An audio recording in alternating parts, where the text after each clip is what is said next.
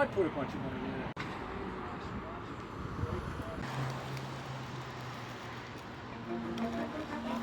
Well, you see, the reason we're doing this is because we can meet people along the road while we're on our bikes, which we can't do with cars. So taking our bikes uniquely empowers us to share the love of Jesus across the entire United States. In the late 1890s, a Seventh-day Adventist literature evangelist rode his bicycle mile after mile across vast Australian landscapes selling Adventist books. His name was Philip Reiki. His bold faith sparked a legacy that continues to this day. Anthony Kent is one of thousands who have become Seventh-day Adventist as a result of one book sold to his great-grandfather beside a dusty road in New South Wales. In 2022, inspired by the story of the cycling Tour, Anthony led a team of cyclists more than 1,100 miles from Washington, D.C. to St. Louis for the General Conference session. They pedaled with purpose, passing out more than 4,000 pieces of literature and connecting with people along the way. Anthony's legs were just getting warmed up. The next year, he led another team of cyclists to the remote Shetland Islands of Scotland, where not a single Adventist lives. A group of pastors braved cold winds and steep hills, determined to ride every inhabited road, sharing with everyone they met. I Will Go cycling teams have ridden through Scotland, Australia, and even the mountains of Papua New Guinea. Thousands of pieces of literature have been passed out, lasting relationships created. They are motivated by a simple mission: to reach the unreached. Once again, an I Will Go team has ridden to St. Louis. This time, their journey started from America's West. Over the years, San Francisco Harbor has been the launching point of many mission journeys, including Abram LaRue, who set out for Asia, and the Pitcairn bound for the South Pacific Islands. The amazing Golden Gate Bridge. My heart just goes out to those missionaries who sailed to the ends of the earth through this passageway here. They went to places like Australia, New Zealand, the Far East, in Asia. Some I Will Go cyclists started from the West Coast, others joined in Colorado. But on highways and byways, through deserts and over mountains, they had one goal: to share the good news about Jesus.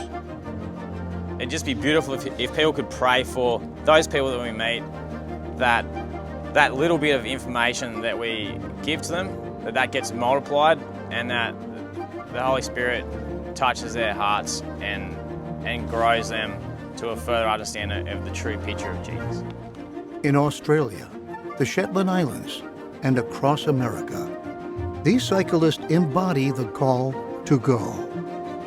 All it took was faith, a bike, and a willingness to ride.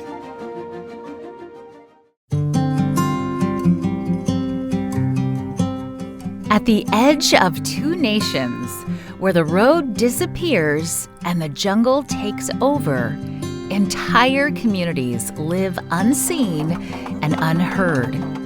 Most people will never set foot there, but for Pastor Obed, that's exactly where the journey had to begin, on two wheels. In 2022, he had an opportunity to visit a border community between his country, Papua New Guinea, and neighboring Indonesia. There is no government services, especially the infrastructure like road, hospitals, or clinics and schools. And it's a challenge. Pity for the people living out there. They has been marginalized and been forgotten by the countries, both countries, Indonesia and Papua New Guinea.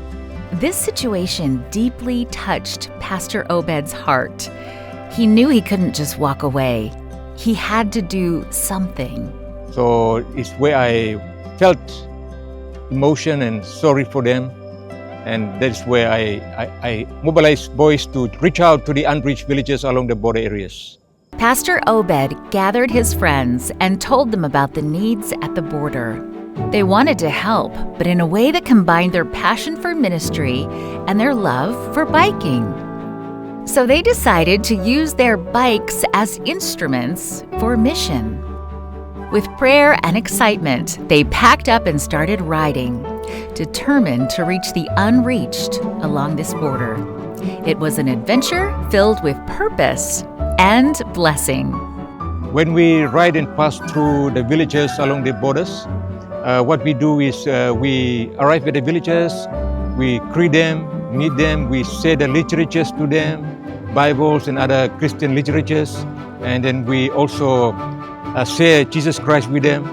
And then if we have any lollies or something to give to the children, just to make their day and brighten their days, because they are cut off from the outside world, some of them. Imagine living far from anyone when someone arrives showing love and genuine concern. It touches hearts and opens doors for deeper connection. Most of those villages that we pass through and we approach, they are not Adventist villages.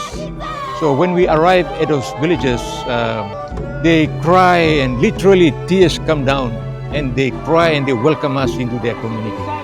And they feed us, and we sing for them, and we share Jesus Christ with them. And they ask us to build our church onto their land and also open or run their school on their village, in their village.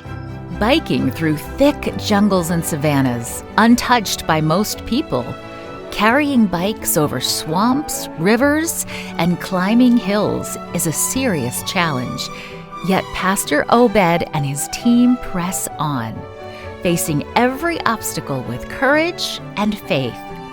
They know the risks, but choose to go anyway, trusting God to lead the way. Pray for us and pray for the people that we will be ministering to, and that Holy Spirit will use us to evangelize, to bring gospel message of Jesus Christ to our brothers and sisters along the border areas and beyond the borders. Thank you for supporting Mission. Your prayers and contributions bring hope, love, and the message of Jesus to the farthest places on earth.